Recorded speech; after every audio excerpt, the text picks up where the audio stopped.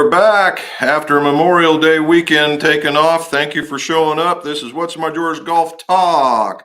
Why is it What's My Drawers Golf Talk? Because old club makers and club fitters are tremendous pack rats.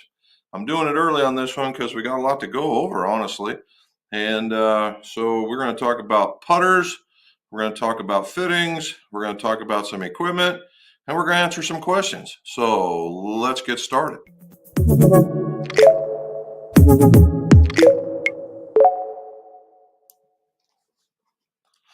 All right, let's get started with this thing. All right, happy Memorial Day. Hopefully everybody had a good session, had a good weekend. And we, as I was posting on there, it was, it was for those that, we're going to adjust this just a little bit. And we're going to go like that. We're going to go like that. We're going to go like that. There we go. It was for those that, all gave some gave all. That was the motto of the weekend. So here's to those. All righty. So a lot of things happened over the weekends, as the case may be. Number one, let's get down and see if I can find. Number one, my buddy Bob had a birthday. He turned 65.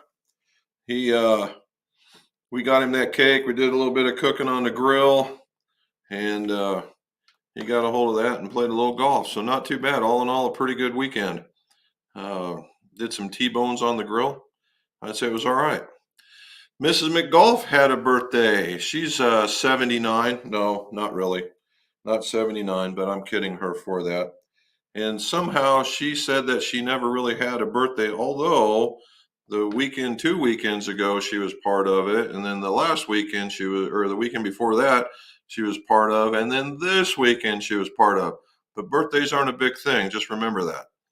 All right. And as part of the birthday gift, because it kind of coincides together, is that we sold our ball machine, and the ball machine is the washer and the dispenser. And the ball machine itself had a capacity of about 12,000 golf balls, and then had an elevator that would bring them and fill them in from the top. And then what we had is a washer that would fill this container that would be grabbed by the elevator and keeps going. And the machine itself would take a PIN number or even credit cards. Anyway, all that's gone, and on to a much happier place with another young entrepreneur. So hopefully that'll take off. And in its place, and it was supposed to be ours, now it's hers, is this. That's right. It's an E-Z-GO golf cart that's been jacked up with custom seats and the whole 9 yards. This is hers. I mean ours. Or theirs. Wait a minute. Maybe it is ours. No, it's probably hers. Anyway, that's what it looks like. You see the speakers, and the speakers actually work really good in this thing. Whoever put it together did a good job. And then you get a custom carbon dash on there that holds, that's got 2 locked up boxes there, the radio. And then the previous owner was the Monster regional manager. So we saw a lot of Monster stuff on the side. I think it fits in there with it. I haven't decided to take it off just yet. Plus, it's a 4-seater that folds down and exposes a diamond deck, so we can haul some stuff around. So not too bad at all. Got some golfing in, and while we were out on Memorial Day, I wanted to show you this. This was basically a nice picture. I was golfing with Bob. My golf game disappeared almost completely on that day, but he entertained me anyhow. And we got through there, and the whole course looked just like this. It was just absolutely gorgeous. All right. Then last weekend, I got out, and the course looked a lot like this. This is off the tee box going over a cart path. You got to go over top of that mess that's in the middle to a hole, and then that's not one. That's a whole different place. Let's see. I do have one more in here. At least I thought I did. Oh, no, that's the one. Nope, that's the only one I got. So But it was a nice adventure. I was messing around with the camera and I took this. This was kind of cool. Wilson Staff Ball. And this was part just behind. This is behind that picture, and then a Callaway ball. Anyway, that day was last Sunday, and I shot a 79 with a record number of low putts. A record number of low putts, which for me is awesome. For you guys who have been tracking this, I keep telling you I'm the master of the three putt, and I did have some. I had only one aside, but I had a massive number of one putts. All right, I had somewhere in the vicinity of like 6 one putts, and that helps you score low. You know, I ended up taking. The funny part is, I ended up taking a double on each side, which that's the reason why the 79 and not much lower. But was just having a decent day. The driver hasn't found its way into my bag just yet, but the iron game found its way back, the chipping, and then the putting. So we're going to give another shout out because I'm still testing this. All right, My Golf Spy selected me to be one of their member testers for this particular component, and it's Lab Golf. All right, I got the cool head cover. All right, I really like that. It needs a stronger magnet though. So Sam, if you're ever listening, I mean, that ought to be snapping into place right about there. Needs to be a little bit stronger. I had to go retrieve it off of the golf course at least once. So outside of that, I like the fit and the finish. It just needs a stronger magnet. So for you guys that haven't been paying attention or haven't been looking, this is what I'm testing. It's the Mez Max, and what he does is he talks about zero torque putting, meaning that you see how I'm just holding this, it's balancing in my hand and it's into the line of the target. Now the idea here is if I was to let this go, that it finds its way back into that particular position. If you go to Lab Golf, they use what's called a revealer, and basically what it does is it sits in there and it freewheels, and when you putt it, if you have zero torque, it would stay in line. Now, if you have other center shafted ones or face mounted ones, when you go to swing them this way, they'll want to go like that. And that's part of face balancing. Now, for Sam, that's the guy that owns the Lab Golf, is that torque wants to take you off of the line. Now, there's a whole lot more that goes into it. I like the grip. The grip on this thing is actually kind of nice. A little off center.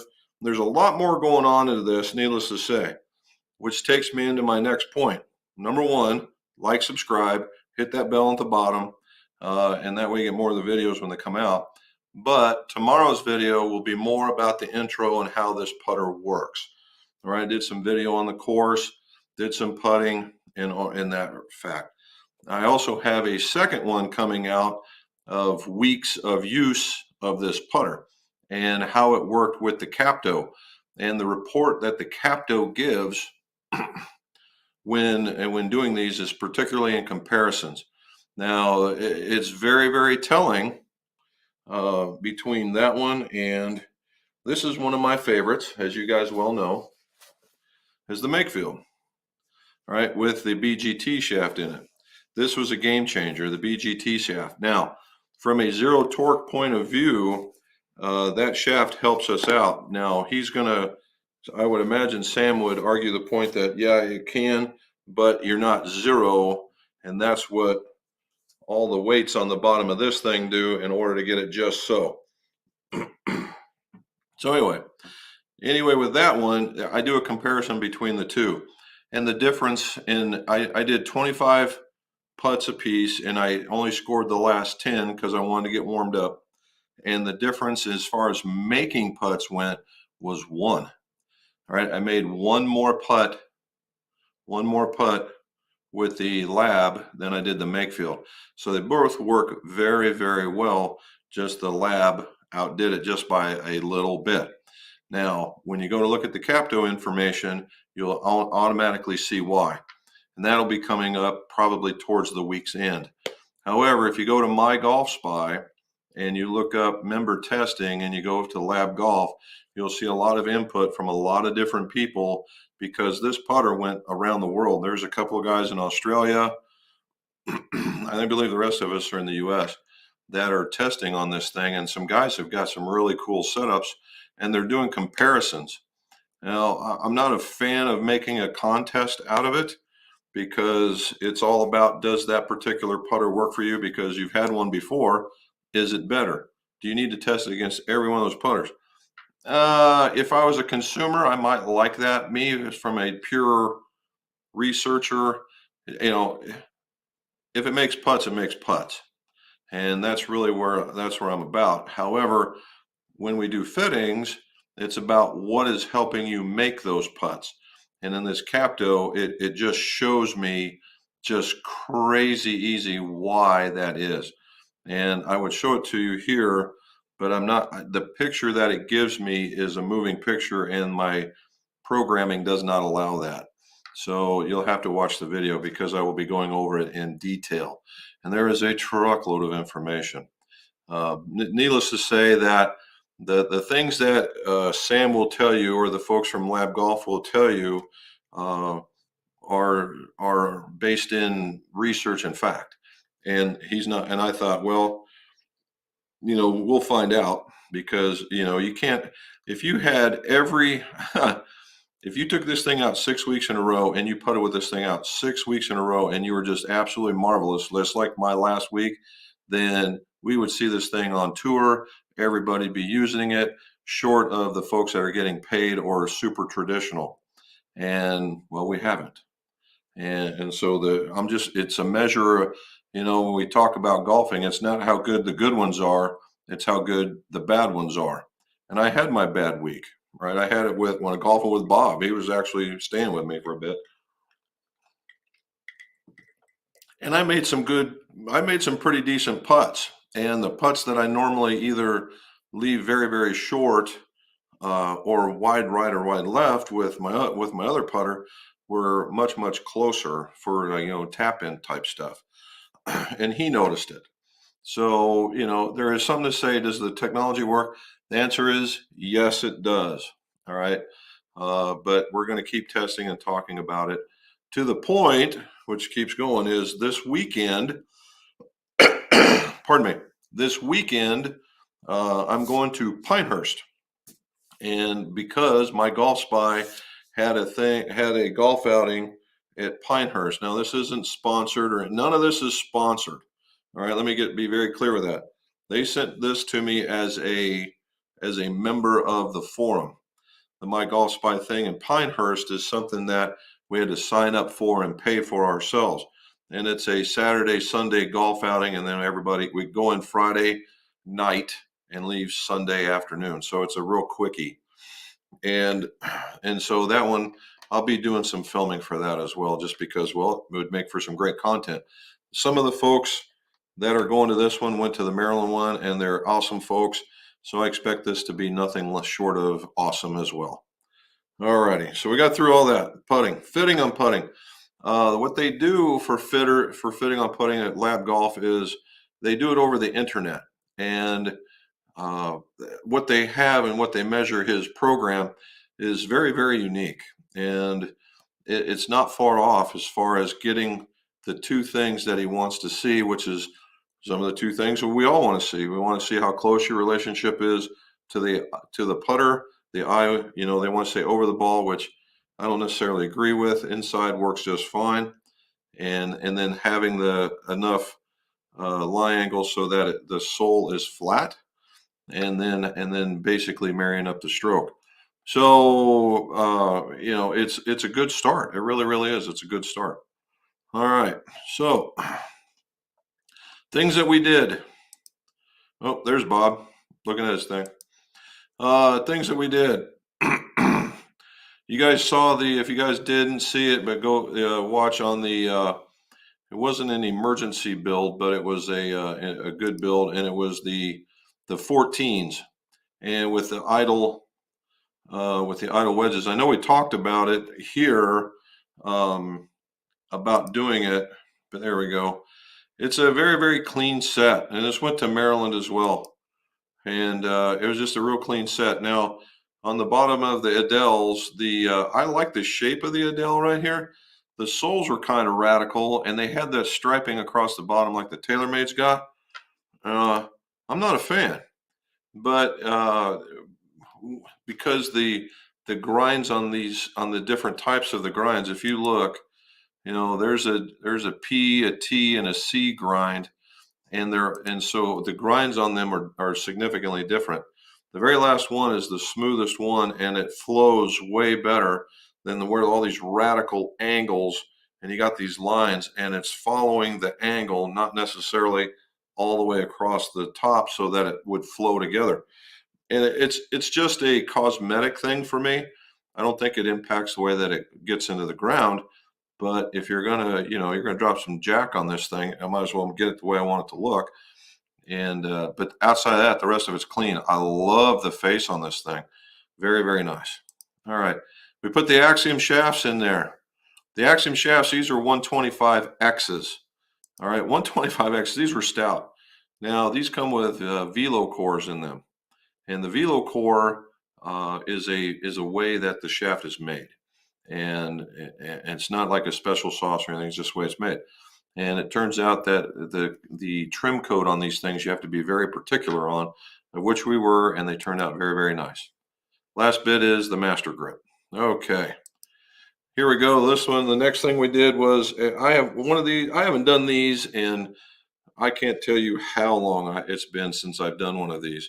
These are two Scotties that were, one was a belly putter and one was a tall putter.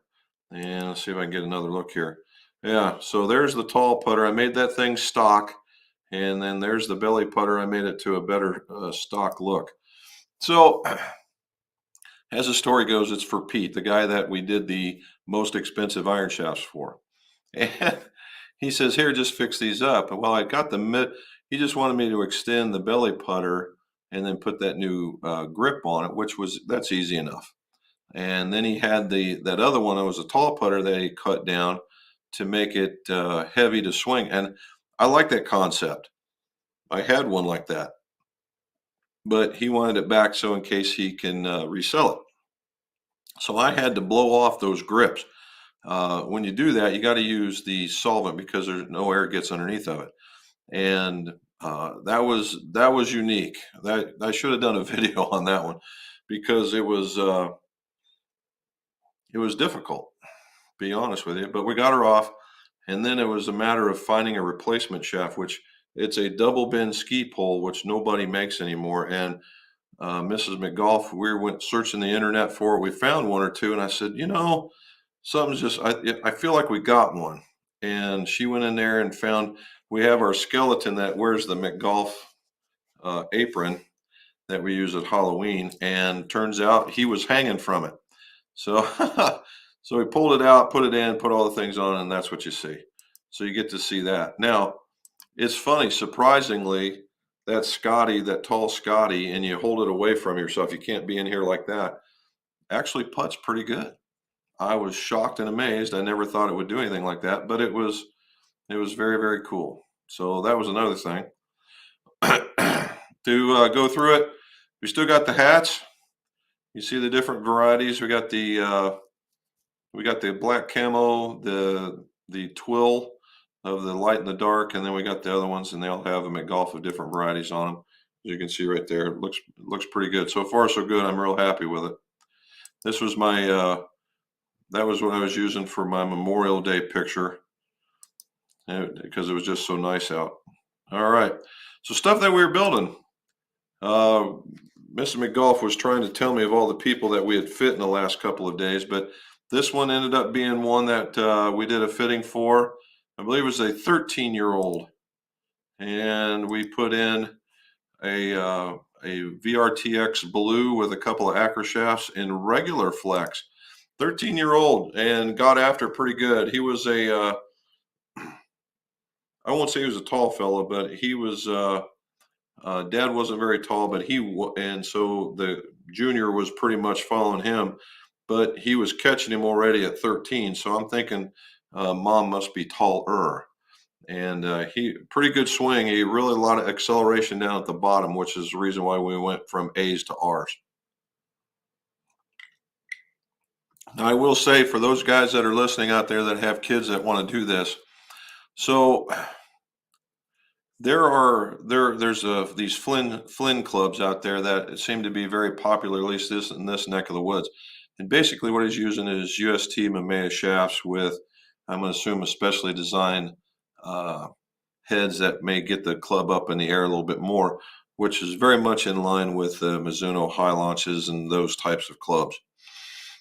And what we're finding is they do work good at the younger age. When they start getting a little bit more accomplished, then they start sputtering, and that's what we're seeing with this young man right here. Is the golfer. He's got some skills, and he was accelerating through the ball, and we did a little bit of work with him, and not too bad.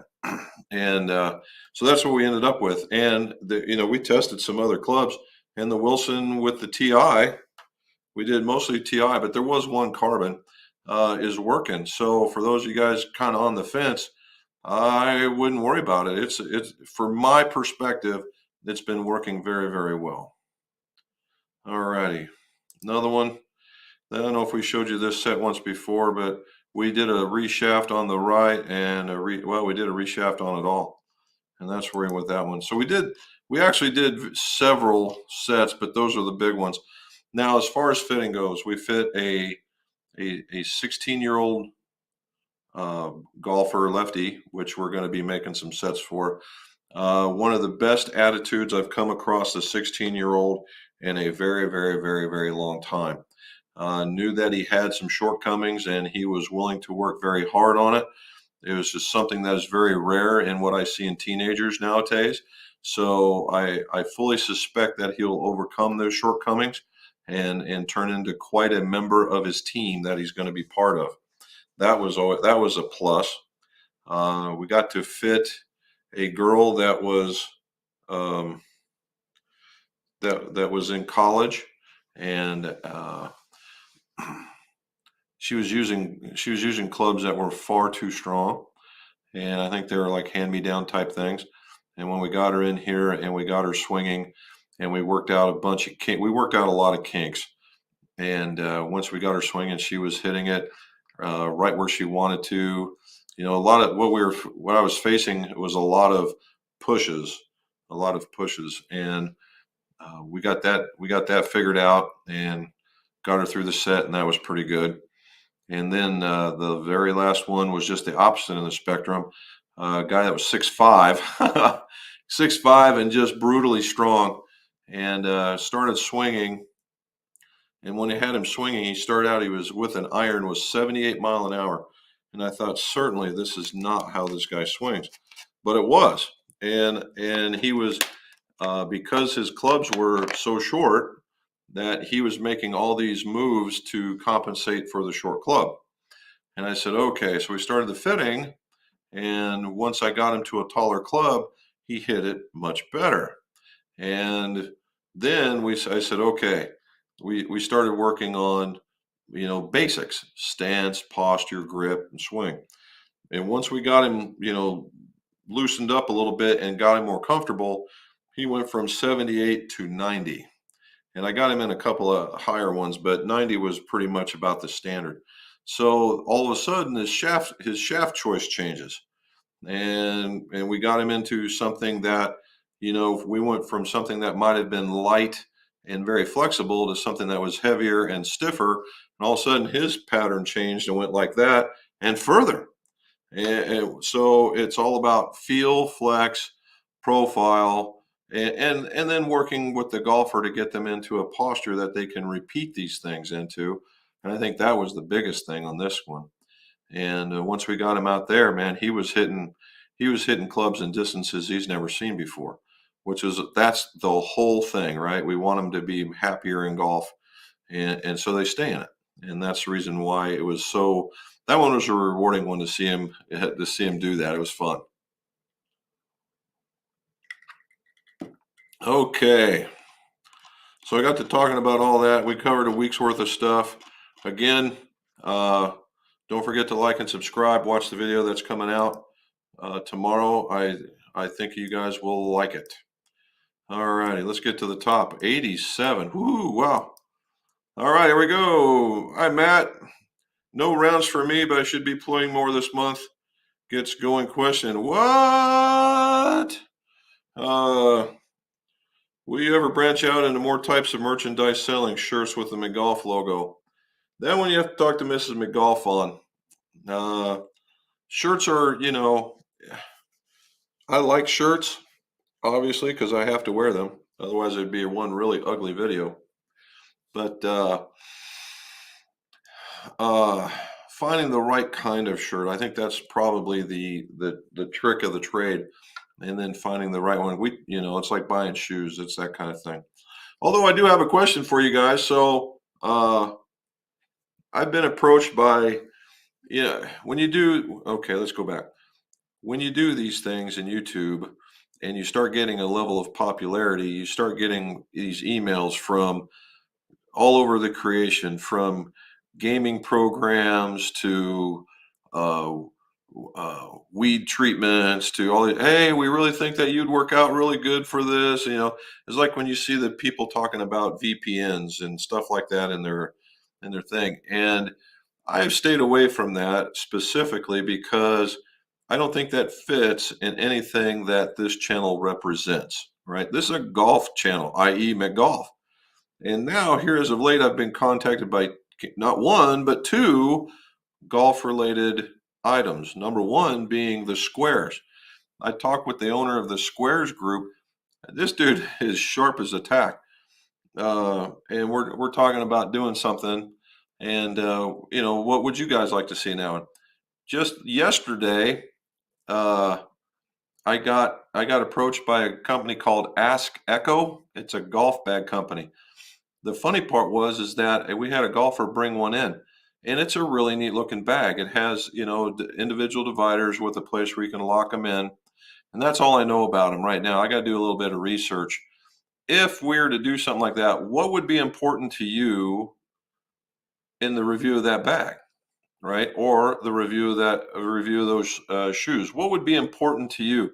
So something I could cover and give you some more information so you can make a more informed purchase. That's really what I'm thinking about here. All right. Jim Anderson. Hope you had a good time with Robin's parents on Memorial Day. Everything went well. Had a game at Municipal first in 2. Yes. Had another 9 holes Thursday. Enjoyed it. Well, good for you. Good job, man. Travis K. When working with athletes, what other sports have you seen that translates into best golfers? Are there any that make it more challenging? Well, that's a good question. So the one that most people would think of right off the bat would be baseball, softball. Now, and I was in amongst them, that they would be the hardest to convert over. However, after dealing with Mike Malaska, he has some really good ideas about the movement of the lower body and how it works. And he was an ex-baseball player as well. And a lot of that stuff translates and gets baseball players into a better way of hitting the ball. So that, because normally what it is the fall back and fire, where you hit off the back foot and then it takes off and then it goes away from you, and it's tough. Well, if you start talking baseball language, and that's what I used to do in the beginning, is okay, quit trying to hit it to right center and hit it to left center.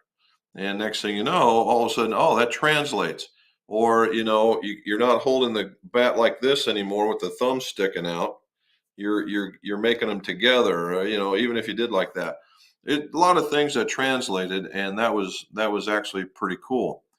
I've only had one hockey player in here, so I can't really do too much about that. Had a professional basketball player in here, and those guys are just naturally gifted, both hands to be able to do, the basic dribbling, right and left-handed, and they have a unique balance which makes them quite easy to deal with. The thing is dealing with height and long arms and concepts like that.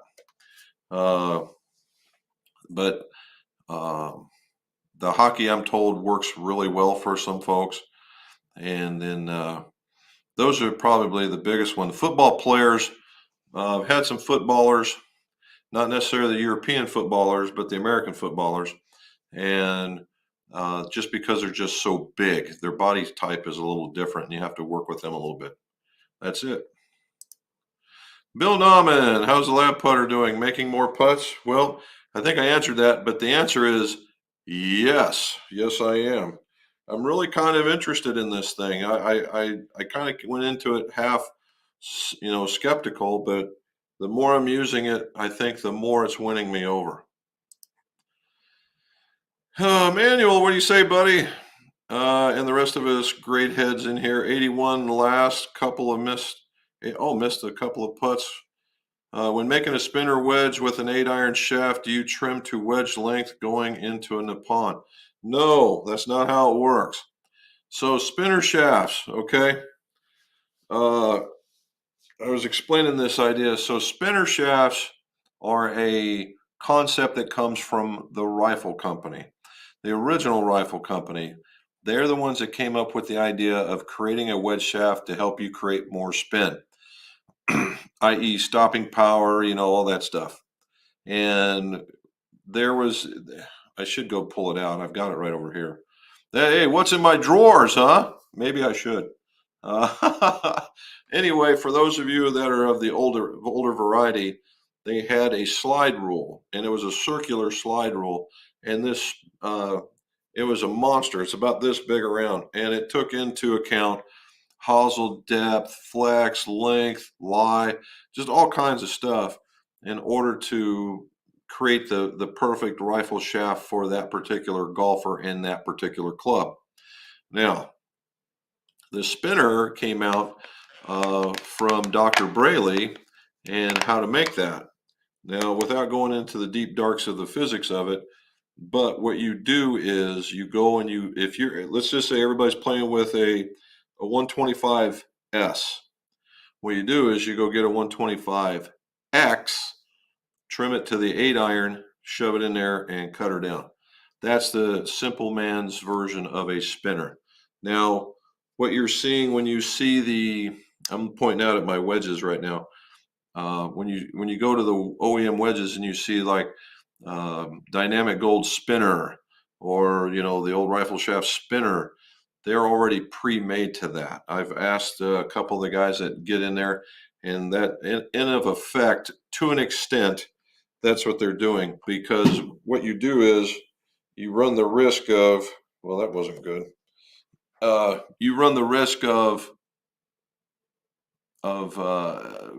removing too much butt. Okay, just you remove too much butt section. So we got to be careful with that. All right. 125 is heavier. 125 8-iron shaft, which is heavier than the Nippons built in the set that I'm building. Truly, that would be the case. The 105s play to, actually I think the 105s, they play to like a 112, and the 125s are actually in the pretty close to 125.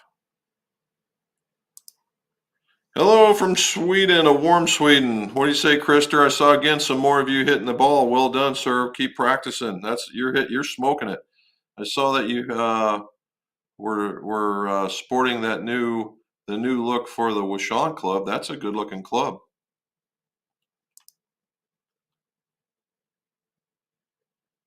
There you go. That's right. All right. Oh, there's Charlie. How you doing, sir? Still got some, man. Thank you much.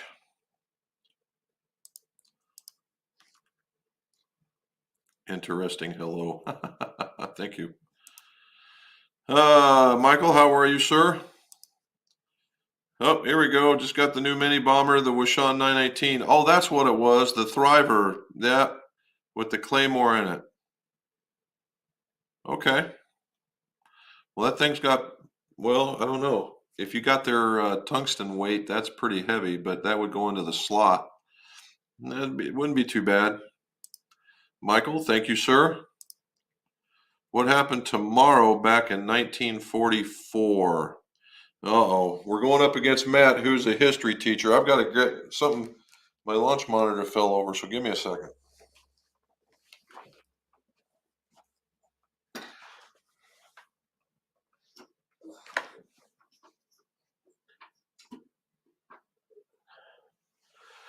There we go.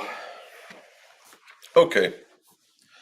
I get nervous when things are out of place. Okay. So, what happened tomorrow? So that would be June 7th. No, I'm sorry, June 6th. What happened on June 6th? Is that D-Day? I don't know if that's D-Day or not. Yeah, I think it is D-Day. Yeah, it is D-Day. I'm convincing myself now. All righty. There's Charlie saying hello back. Dennis, hello. Thank you for coming. Jackson from Lombard, warm and extremely dry. We are there too. I'm telling you, I almost, Mrs. McGough said to do that. You ought to do it outside. And I was like, oh, it's super hot. And I went outside. It was massively comfortable. I should have done it on the outside. You could hear the birds chirping and whatnot. There's Charlie. Hey, look at that. I'm not too old to learn there, Matt. No rain in 25 days. She just wants to say, well, she got plenty. Let me tell you. She got the trailer that will haul the golf cart. She got the golf cart. And then just so we can save her ankles from busting getting out of the golf cart, I'm installing Nerf bars, i.e. steps, so that she's not falling out of the golf cart. And how would you do that? Maybe after a few of, who knows? Nice job. There we go. Dimples Fear saying 29 and going strong. Yep. The cart is very nice. I have to tell you, it goes about a little over 20 mile an hour. It's got headlights and tail lights and the turn signals and hazard reflectors on it, and it's very nice. I mean, it's got one issue I've got to take care of, and it's minor at best. And we like the color. We've always liked green and black, and it's super, super nice. And the big tires on it look to be brand new. And the guy that had it was just as nice as the day is long. And he saw his kids, and the reason why he invested into an electric cart that seated 6 instead of 4 for the growing family. So good for him. And it was an easy ride out and an easy ride back. And she's put it there. All right. What do you say, Bubby? Happy Memorial Day, belated day. Thanks to everyone who served. Thank you. You're welcome. Have you done any builds and fits for the new project at Wedge Shafts? Thinking of a new 60 degree with a 6.5. I've done only 2 or 3, Dan. And what it was is that the guy wanted the wet. It's actually kind of a neat system where, if you had 6.0s and you wanted a 6.0 wedge shaft, it's right there and it's super duper easy. And they went together very, very well. In fact, I got them. They're sitting way over in the corner. Let's see if I can make that happen. Probably not. We'll find out. There they are. See them all the way in the corner? Those last 3 way over there, that's them. And, gotta go a little higher. And here I'm messing with the camera.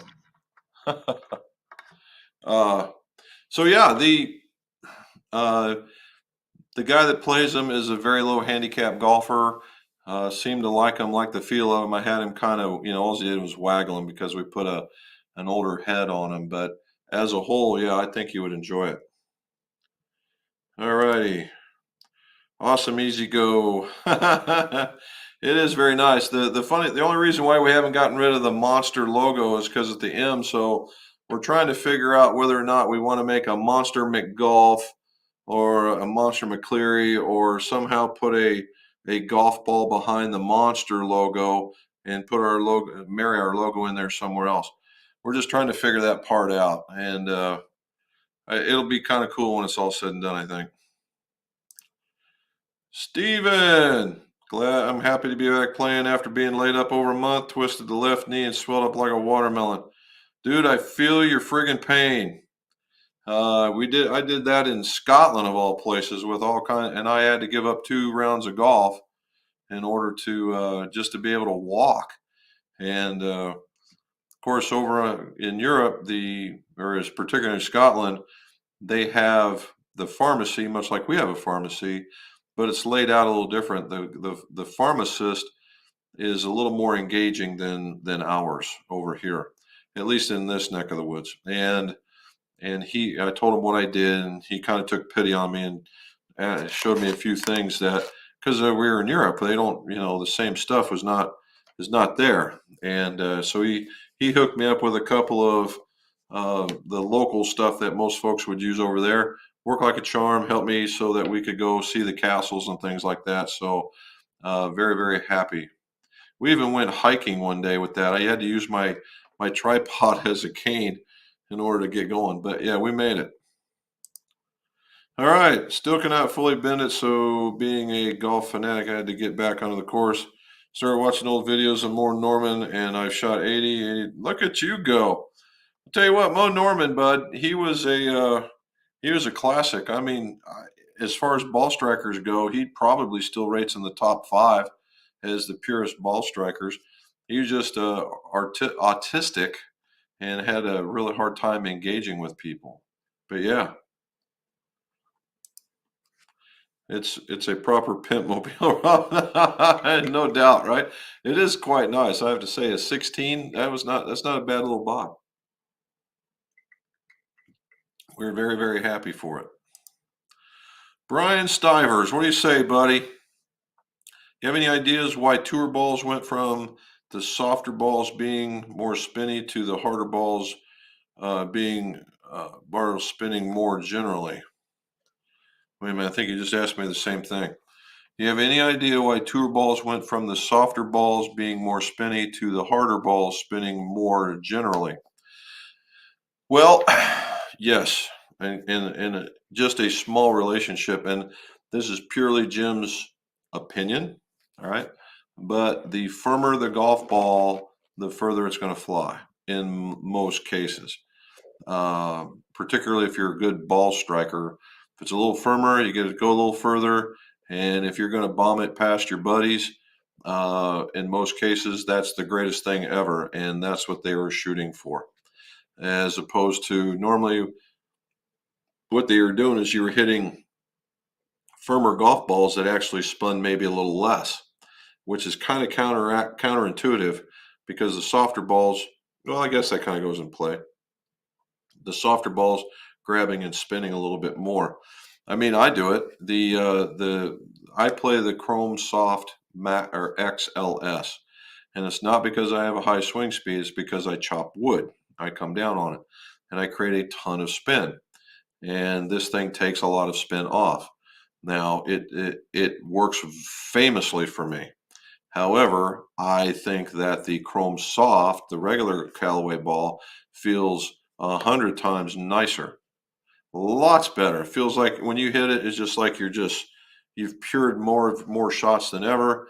However, when it hits, it goes, and then it's easily a half a club short, half a club to, and sometimes a full club. Of course, win and all that stuff, but half a club short. And when you're talking about knowing your numbers and stuff, a half a club short is not going to help you score lower. I guess a guy could get used to it and re-club, but the ego gets in the way at that point, and pretty much that's the reason why. There's Jim saying hello to us. Charlie saying hi to Kent. Dimple Spear, here we go. I'm putting a 30-degree hybrid in a bag. It just hit me. I'm getting older, still shooting in the 70s. Good for you, man. Whatever works, right? And the funny part about that is, again, in Scotland, you play. You take caddies in a lot of the places because they're touristy, and that's the rule. And And I say, well, what does a guy hit here? And the general answer this caddy gave me the whole way around, and we were cutting up and we were having a great time. So don't take it as a negative way, whatever. He says, whatever it takes, whatever it takes. And that hit me like a ton of bricks. And he's right, because and I love links golf. And when you play out there, you got to be massively creative. And, you can know that you hit a club 150 yards, 100 yards, or whatever. But I'm here to tell you, when you're hitting into a wind, or you're off next to the water where you're going to lose a club, much like going to Myrtle Beach. You gotta think differently and play differently, and it's all, what's it going to get me there? And it was really kind of cool. But you're absolutely right. Mike Sloan, hey buddy, if you ever get down to Southern West Virginia, you want to play Glade Springs Resort, give me a yell. Dude, I've been there, and I think that place is phenomenal. Uh, it's unfortunate. So I've got a bunch of folks that live on property out there that have come to visit me, and they're all super nice folks. And unfortunately, there's some sort of argument going on up there, of which I'm not going to get into. But uh, unfortunately, I don't know if that's taking a toll on the golf courses or not. I know the Cobb's in good shape, and then you got Woodhaven and Stonehaven. And I'm here to tell you guys, just like Mike is talking about, Glade Springs has 3 different golf courses: the Cobb, Woodhaven, and Stonehaven. And Stonehaven is the second course, and Woodhaven is by far and away probably the most difficult course of the 3. And I believe, if I've got that right, and Woodhaven, the most difficult, is probably one of the most picturesque golf courses I've ever been on. I could have easily dropped my golf clubs and walked around with a camera for 2 hours wearing the thing out. Every hole was picturesque, every scenery that you could have had. If you're a landscape guy, you would have gone crazy there. It was absolutely awesome. Now, playing the Cobb, they do a lot of NCAA stuff there, and I played that one tee to green. I was par, and I bet I 3-putted 12 greens. It did a lot of that. So yeah, but man, that's great. So we get down there, Mikey, I'll give a holler. There's Charlie talking, or Kent talking back. Dennis Hood. Can a 460cc heads driver shaft be converted to a fairwood shaft and vice versa? Now, this question asked before, but I don't remember the answer. So the answer, as far as swapping goes, chances are, if it's the same make and model, the answer is yes. Yes, it can. It's all about fit and finish. Most woods are 0.335, and most driver shafts are 0.335. However, on clubs that were in the day for the more forgiving drivers, everybody had one. TaylorMade, Callaway, Nike, they all had one, and they had 350 tip and larger. The idea is that most of the golfers that were going to be using these drivers were beginner types, and they weren't going to find the center, i.e. the heel, the hosel, the toe, putting a lot of stress on the shaft, and they wanted something with a little bit more stuff at the bottom so that it wouldn't snap. And if you're doing that, a 355 or 335 can fit into a 350 with an adapter or a shim. Not a problem. Going the other way, I wouldn't recommend it. Now, that's tip size. We all know that a fairway wood is shorter by design than a driver. So if you take a fairway wood shaft and you go put it in a driver shaft, the driver is going to be shorter by design. Now, all things created equal, if you had 2 of the same shafts, and you trimmed up one more to be into the fairway wood, and you put in the other one, obviously it's going to play stiffer than the driver shaft would. But as far as the physical change, yeah, that can happen. You just got to know that the length is going to be different, the flex is going to be different, that kind of stuff. Charlie answering back. Charlie talking to Mrs. McGolf. NP, very interested in the Mez Max. Well, NP, I tell you what, I for one, so far, I mean, I got 3 rounds and only 3 rounds. I don't know if that's enough to say yay verily with it, but 3 rounds and some Capto testing. And I can tell you, and my biggest thing when I see these things, when you get stuff like this, is does it do what they say it's going to do? Because as we know in the golf industry, everybody, you can see an infomercial, oh, hit it 3,000 yards and never slice again, and yada, yada, yada. Not, right? What Sam has done here with this one, and this one is a custom color, by the way. They come in you can get a stock shaft or you can order custom, okay?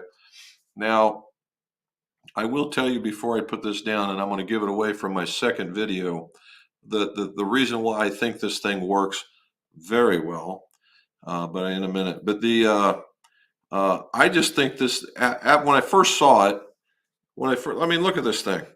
It looks like something that was on the movie Tron, right? And so I thought, wow, this thing, and I thought this thing it was a drive nails, man. It was just it just looks so heavy. And in reality, it's very light. It's very light. So all of this is aluminum until it bolts into all the stuff that's a silverish color is steel. Okay. And then all these are steel, I'm sure, out in here for weights in order to get balance. And so when you hit in this area and you get right behind in here where the steel is at, it's very energetic. It works very, very well. So anyway, for me, and this is for me personally, why does this thing work so well? Well, it's this. And if you see this is where the shaft goes in. This is the face. And if you look at this, there's a lot of room right here, right? There's a lot of room. And a lot of folks, when they're putting, have made mention of hosels being in the way and distracting and all that. I never really gave it too much thought because of this, because this was one that, I mean, I like this putter. Don't get me wrong. I'm not giving anything down the road, but if you look, man, that bad boy is right there. And I've always tried to look at the face in order to make that happen. Well, uh, now that I've had some time with the other one, and that what this does is that removes a lot of what I would think would be mental interference. And in order for you to be able to concentrate on the face, making contact, being square with the ball, I think that's a big deal. It may be one that they have not seen yet, but I really think that's a big deal in order for you to see that. So there you go. All righty. There you go. So Krister's got an answer too.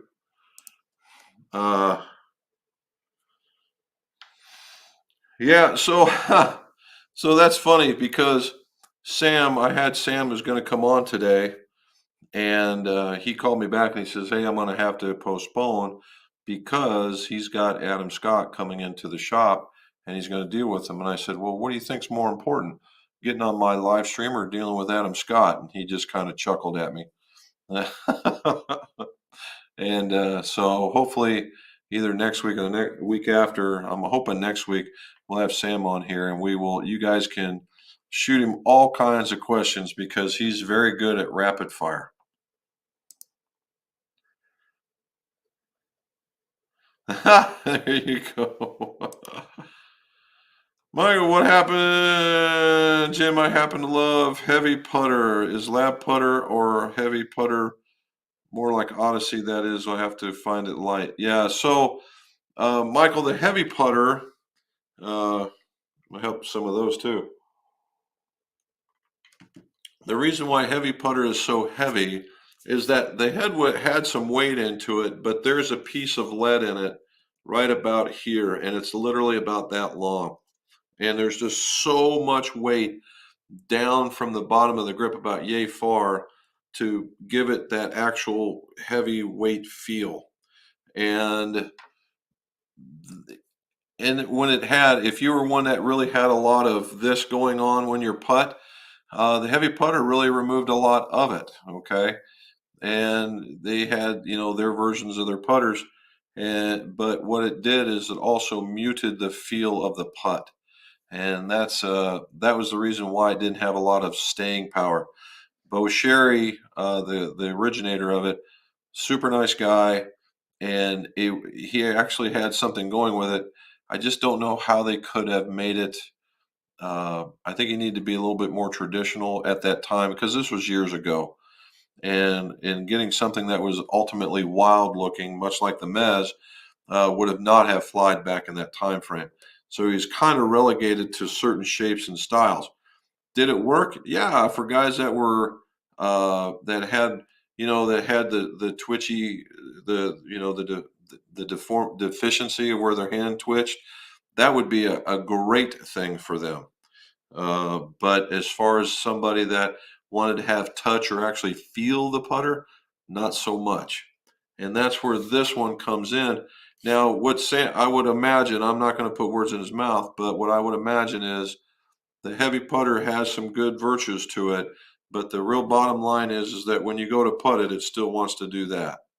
And this is what this putter takes out, is that it takes out that, we'll call it stress in the putt. And that's where he would go with that. All righty. All right. Only one present this year. Yeah, right. The 3 steak dinners and the everything else. Never mind. All right. Happy belated birthday, Mrs. McGolf. Let's smash that like button for Robin. How about that? Wow, you cheeky thing. That golf cart is one hell of a present. That's true. There you go. Thanks for the help, buddy. Appreciate that. It is very nice, to the point I've been looking at. So we also have an E-Z-GO workhorse. It's the one with the dump bed that works on it. And I think that thing is so cool that they have these fiberglass bodies in the form of like a 1947 truck. And I'm seriously considering on converting it, but I still need it as a work implement. So we won't be converting it anytime soon, but I think they're cool. Manny A likes the cart. Good, thank you, sir. PZ, hello, golf peeps. Tried to put the BGT on a Scotty, but it needed a flare tip. Yeah, that's unfortunate right there. So either I need a new putter to use the shaft, or I need a flare tip, and scared it will crack.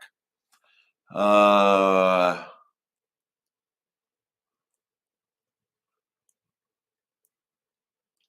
thinking about this.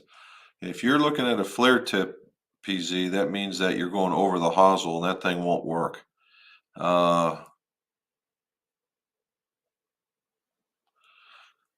Trying to think if there's like an adapter. I'd call the guys at BGT and ask them what they would do. They may tell you, they might give you an industry secret on that. Other than that, I would suggest a different bit of a putter. Slats, hope your Memorial Day was it was. Thank you very much. The weather has been fantastic here.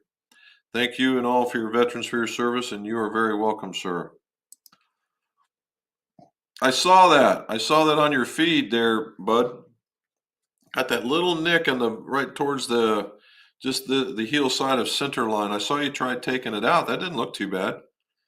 Not too bad. Don't be afraid because of the way, because that's a smooth finish, right? That when you go to sand it, it's going to leave grain, much like it did, right? It's going to leave a little grain. You're going to have to work on smoothing it out. What I would suggest is when you go to belt it, like you're talking about, 1200 grit. All right, 1200 grit, and then you can take a like a wavy wheel, which got that nylon, and then that will give it more of that satiny finish, that smooth satiny finish again.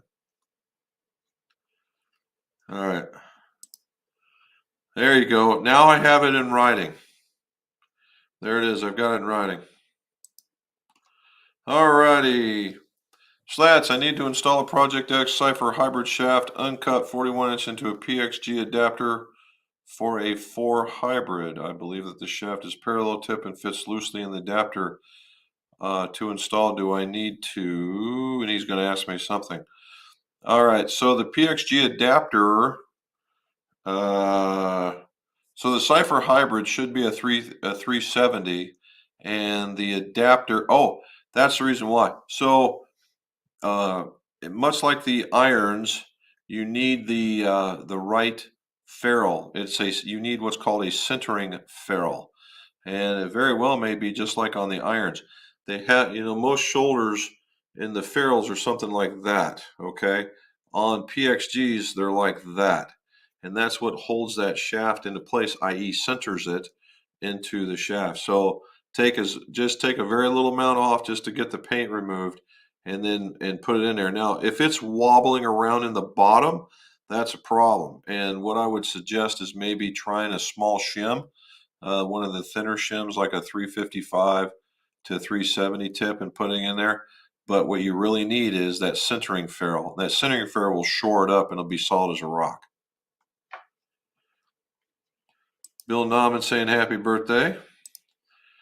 All good men do. You're the man, Kent. You are the man. Is there an easy way to remove grips and save them for reuse? You are asking the wrong guy. I am not much of a saver of grips, but if you were to do it, there are two methods. Well, there's three, and one of them I've never been successful with. The first one's with air, right? You inject it with air and watch the grip blow up and take it off there, and you got to slide it off. That's one way of doing it. All right. I have yet to be very successful at it, but I'm also not that good at it. I am more of a solvent guy. The other one is taking a needle gun with solvent in it and injecting it underneath the grip, blowing it up ever so slightly, and you can see it working its way down the grip till it finally squirts out the bottom. You break the attachment and it slides off. I have been very successful with that. And then there's another way of doing it, and it's a handle, plastic handle on a rod about yay long, and it's on a V. It's on a V like this. What you do is you shove that thing at the small grip end at the mouth, and then you raise it up, and then you squirt solvent in there, and you let it work its way around. So I've known guys that have said that that's the only way they're going to do it. That to me is a lot of work, and there's not enough grip out there for me to work that hard. Slice it off, go get you a new one. Uh, but that's me. But the other two, injecting it is pretty much the old school way of doing it, and it's pretty much right there. Now, it's funny that you've asked me that question is because I've got a set of irons that a young man wants me to take apart and reattach, for the lack of a better term, and cut them down to the fitting that he went through. And he said he blew on these grips. So I'm going to try blowing these grips off. That might make a good video. All right. Saying hello back. Look at that. All right. Do I need to cut the tip? Nope, I think we answered that one. RS from St. Louis. Happy birthday to Robin. Had 29 putts on Sunday. You the man. You beat me. I was in the low 30s, which is great for me. We have no rain for weeks, so dry here. Cows are giving evaporated milk. Very good.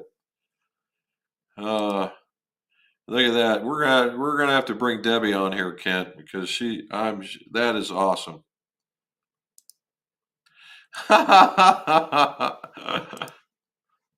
Manny, I'm out in New Jersey. Okay, and need to get graphite shafts in my wedges. I have the shafts and grips. How do I work with you so you can recommend, or can you recommend someone in my area? I'm sure Mrs. McGolf has already answered. Yeah, we can work with you. That's not a problem. Whenever you get over this side of the pond, then you're more than welcome. And we are planning another trip. It's just a matter of getting over there. I've noticed a lot of people with custom colored ferrules, some crazy colors and cool colors. It really makes the club stand out. Is this a new trend? How much does it add to the cost of the club? Oh,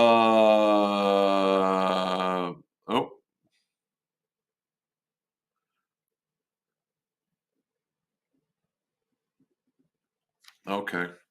So the guys that have been really good with this is called BB&F.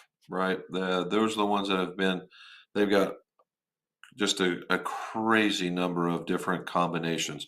And you can ask for certain ones, as I'm told. You just have to wait. And yeah, it's becoming a thing.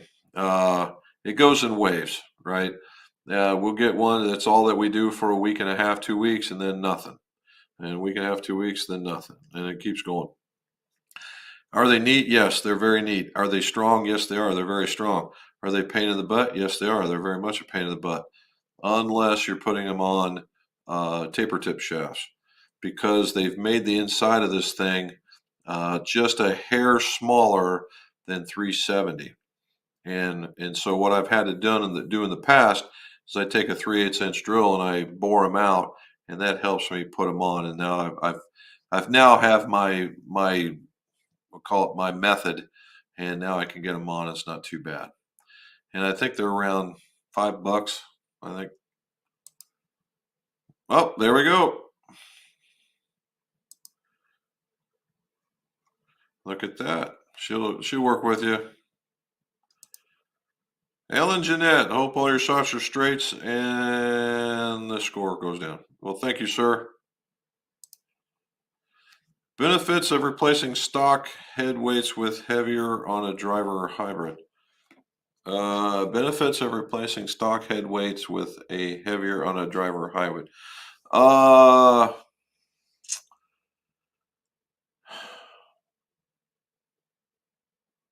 it depends on NP. It depends on the person. Okay. If you're a more aggressive person in your swing, you would probably like a heavier head feel, or at least the whole total weight might be a little heavier. And the reason being is because you're really fast back and really aggressive forward, and you got to be able to track where your club is. And a little added weight helps you do that. Where people that are very, silky smooth, and they come back and they come through, can afford to go a little bit lighter. And for the same exact reason, right? For the same exact reason. So that would be it. Another one is if you wanted to go heavier and you wanted to trim, we'll call it trimming the head, meaning that if you had weights that were in the head and you wanted to be more draw bias or more fade bias, you could rearrange the heads and put heavier ones in certain positions in order to give you the dynamic of the head. And that would be the two reasons for it. And the scores are low. Thank you, sir. Jim Anderson, I changed my driver in woods to upright to improve impact and the ball. Very cool. And she says the trailer's not hers. It's hers. Yeah. And she agrees with the side steps. Well, yeah, as she helped me put them in. All right. RSD, that's a sweet golf cart. You are keeping up with Michael Jordan's. I heard all the carts in his new golf course can go 40. That would be a fast round. Yes, that would. I would imagine the people falling out of that golf cart. That is something else. Just bought an original 9-degree Callaway Rogue driver and stiff flex. Not a fan right now. Would a new shaft make me happy at 93 mile an hour? Yes, it probably would, Alan. At 93, you're probably what I would call the lower end of the regular flex range, unless you're like super aggressive. Now, it also depends on what stiff flex you've got in that Rogue. If you had the like the Project X, the hazardous shafts, particularly let's say in the black or something like that, then yes. If you had uh, the Tinsy blues, then maybe, right? Maybe. But in each case, the two things. Number one is the flex of it. At 93, I think probably an R unless you're super aggressive. And then the other one would be the weight of it. Again, for the aggressive folks, maybe something a little heavier, like we were talking about the head weights. And you could get a heavier shaft, and that would accommodate some of that. And then finally, the right length. Okay. the right length. This is probably the more critical of them. Um, I did study years ago, did 500 fittings, and anywhere from a 7 foot tall NBA player to a 4 foot and some change lady. And by far and away, 44 and a half came out as the winner of the best length. That was for control and for distance. Now, I called some folks I knew on the tour, and they're in the same category. 44 and a half, 44 and 3/4 is pretty much where they want to put most of their people. And then it's a matter of weight and flex after that. So if you're having a problem finding the center of the face, one of the best things you could probably do right off the bat is choke down an inch and get after it. Then see what happens. And then you might just need a new grip and a cut down.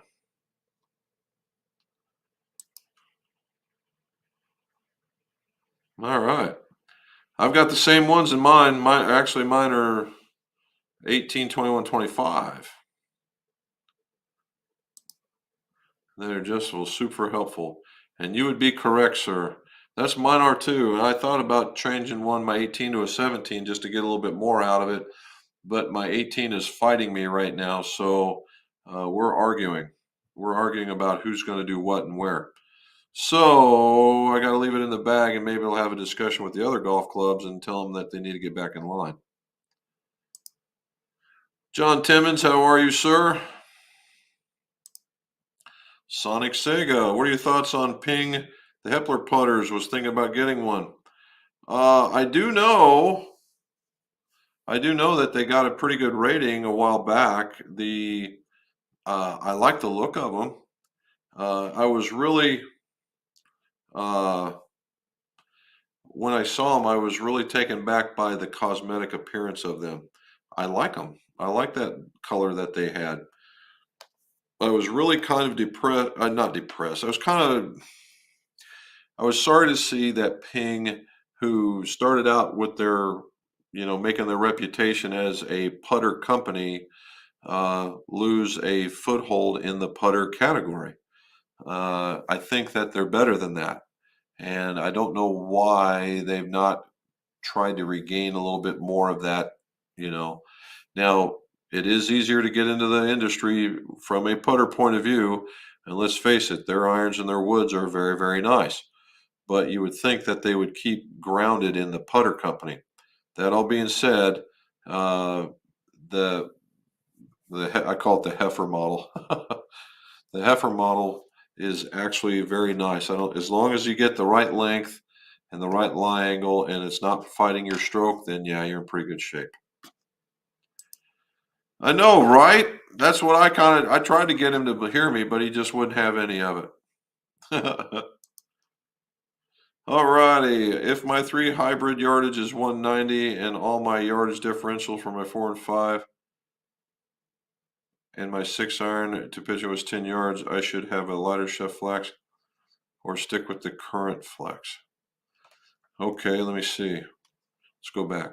If my 3 hybrid yardage is 190 and all my yard differentials for my 4, 5, and 6 and my 6 iron is 10 yards, should I have a lighter flex, currently regular, or stick with the current flex? It depends. So, Alan, it depends. I don't have a lot of this. Here we go. What do we got here? Okay, it's the same thing. So, Alan, it depends. If you're telling me that your 3 hybrid is 190 and that's less than a 10-yard gain between your other ones, and that your 4, 5, 6, and your pitch are all working very, very well. It's just that your 3 is giving you grief, right? Your 3 is giving you grief. You got to figure out why you're not making the middle of that club face. That's really the difference here. If everything is considered equal, personally, I believe you're running into a length thing, and that's what's happening with me. I am right there with you. All right, my 4 and my 5 work phenomenal.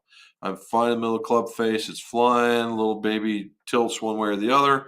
I'm happy. I get to this 3, and it's just like I've never golfed before. Now, Bob can attest that when I'm on with that thing, it is a rocket ship. But but there's days that I'm not.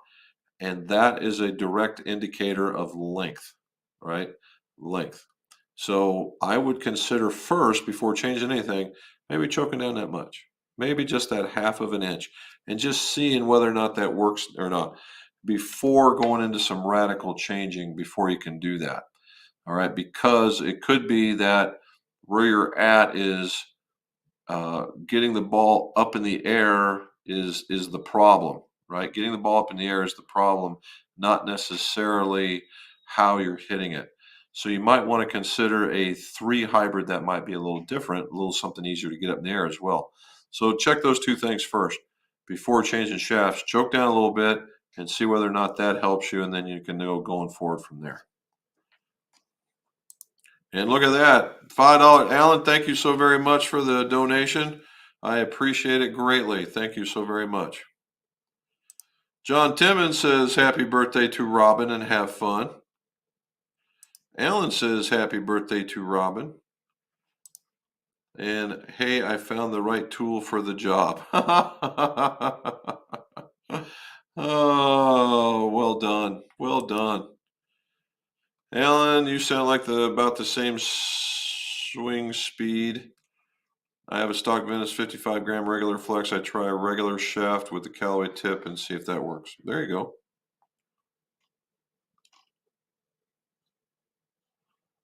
All right, let's see. I have a Rogue ST Max that goes roughly 240. Well, then the other one, if that's going 240, the 3 probably is probably pretty decent at around 220 maybe. 210, I would go there. All right. Robin says, thank you for everyone joining. Hit that thumbs up. No problem. And Alan is 6'3". Yeah, 6'3" is right at that make or break point where whether you may consider something longer, right? If you have at 6'3" and you have shorter arms, maybe you need to extend it just the other way. But if you have longer arms, again, that choking down still stands. All righty. Look at that. We made it to the bottom. Made it to the bottom, and Mrs. McGolf didn't even come in and give me the sign to call it a day. So again, there she is now that I've done it. Oh, here we go. One last one. Fusion Environmental Solutions. Hey, first time catching you. Love the content. Well, thank you, bud. Thank you for coming on. And Fusion Environmental Services. That probably goes with my other job. Well done. All righty. So, guys, thank you for being on. I'm glad that you guys had both a good Memorial Day. Please do not forget on the video that's coming tomorrow, it'll be at 7 a.m. my time. And again, let me know what you think about what would you like to see in a golf bag review or even a shoe review. I think either one would be kind of interesting and to see how it works out. And don't forget us Monday, we'll be able to talk about my trip to Pinehurst and some more testing with the putter. And, and hopefully we can get there. Oh, look, let's do that right there. Smash the video, get the word out about it, and we'll go from there. Okay, guys. And as usual, let's see your scores. Go low.